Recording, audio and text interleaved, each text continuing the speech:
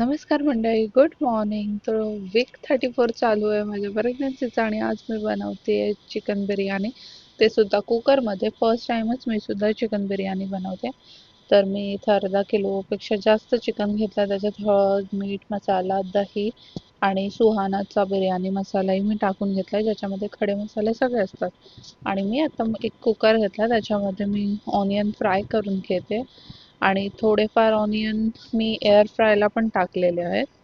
तर इथे मी टोमॅटोची प्युरी करून घेते आहे आणि प्युरी झालेले इथे एअर फ्रायला मी ऑनियन्स टाकलेले आहेत. इथे थोडेसे मी तळले, त्याच्यानंतर मी ग्रेव्हीसाठी टोमॅटो आणि कांदा एकत्र टाकला. त्याच्यानंतर मी चिकन टाकलं आणि चिकनला चांगला असा उकाळ येऊ दिला. चांगला उकाळ आल्यानंतर मी भिजत ठेवलेले तांदूळ, त्याच्यानंतर मी कट केलेलं कोथिंबीर, टोमॅटो, बटाट आणि केसरवालं दूध हे बनवलेलं.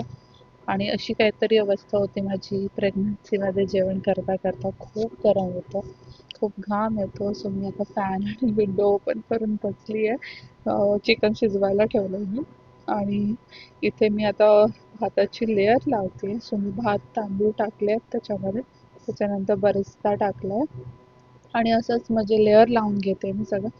तूप टाकायचं, बिकॉज तूप टाकल्यावर मॉइश्चर राहतं कुकरमध्ये चांगलं. आणि ही आहे आपली बिर्याणी रेडी.